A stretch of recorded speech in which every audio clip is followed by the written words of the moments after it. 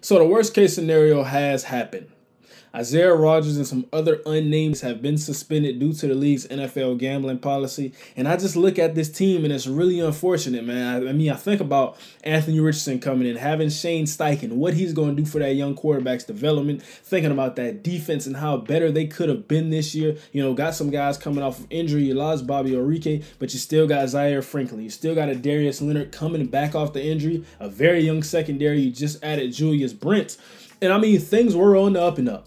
And I mean, they still can be on the up and up. This is still a bright outlook for this team, but this is a cloud hanging over it. And like I said, it's really unfortunate. Isaiah Rodgers, like him as a player, like him as a personality. But there are some things I want to touch on and take away from this situation, and hopefully you guys can relate to and take away from this situation. And that's the first thing.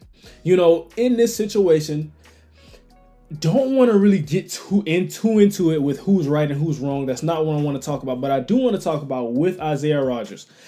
When I make decisions, you know, when I look at things, when I talk about things, I always look at the risk reward factor.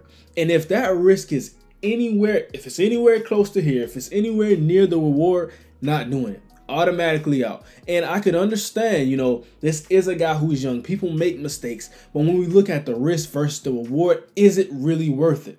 And I don't think it was worth it for Isaiah Rodgers, because I look at it and, you know, we're gambling, we're making bets, and we're doing things of that nature. And, you know, in the short term, you don't think about the consequence of that action. You don't think about how the NFL could get into this and how this can play into your season. A guy who's hunting for a second contract, and now it's coming back down. And like I said, it's such a sad situation, but we think about it and I look at now, okay, what is the reward of me getting the prices out of this bet? And then what is the risk? And I think the risk is not even in that situation. I think this is a situation where the risk is higher than the reward. Okay, we win this bet, we win the gambling, we cash out, but then we look at it, and now we're missing a season. That means we're missing pay. That means we're not there with our guys in the locker room. That means we're not there trying to help our team win football games. And I think that's a very greater risk. Now, I understand a lot of people say in the NFL, you know, okay, these guys are millionaires. Why would you ever gamble? And that there is some truth into that point. We could all look at that standpoint,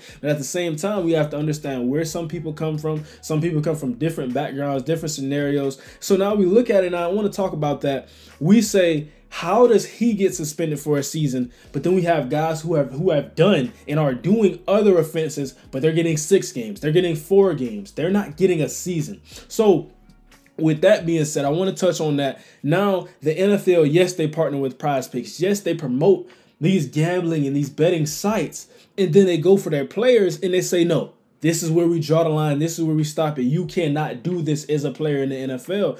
And okay, I understand that. But when I look at what some of the fans are saying, and I look at how some of the people around the NFL are taking this in, we have to be consistent. And that's one thing that doesn't sit particularly well with me, because we can't decide when right is right and when wrong is wrong. We can't decide, okay, this is a guy who's gambling, he's automatically wrong. This is a guy who's done something else, but he's not wrong. We don't look at it the same way. He's a star in the league, so we address it differently and not the same way. So that's something that has to be taken into account by the commissioners in the league, by the Players Association. We have to be consistent with what is right and what is wrong. And I think that's what a lot of fans particularly, and not even just Colts fans, fans of the NFL in general, have had some issues come up with. Now, with that being said, I understand the NFL's perspective. Like I said, we always have to look at things from both sides. And we talk about integrity. Now, something I want to take it to and talk about is, I think about it as a child. You know, I was a kid. I love the WWE. I love wrestling. You couldn't tell me when I was 8 years old I wasn't John Cena jumping on my cousin. You couldn't tell me that. But now, when I look at it, I see my childhood and I see playing WWE versus SmackDown. I see playing Monday Night Raw, WWE 2K, but I don't want to go back to it. And you know why I don't want to go back to it? Because I don't want to be held to something that I really never had. And learning growing up, Undertaker and Kane, they aren't brothers. They aren't blood brothers. Seeing Jeff Hardy without the makeup on, seeing a guy who's jumping off of cell chambers, who's jumping off of top ropes, and understanding how do you do this and how do you remain healthy, because it's not truly authentic. And this is not a knock on the NFL. This is not a knock on the WWE, excuse me, because they were a huge part of my childhood. I do love it. But we think about it, and we can also go to Christmas. Some people don't want to hear this, but we could take it to Christmas. And I think that as a child, you know, I stayed up till 12 a.m. I stayed up till 3 a.m. And I wanted to be there for that moment because it was so real to me. I wanted to see if I could catch Santa slipping, if I could see him coming down the chimney just one good time. But now, getting older, as a young adult, seeing that was never a true reality that I was living in. I don't want to go back because the integrity of that. I was holding on to something and I was believing in something that I truly never had and that was truly never there.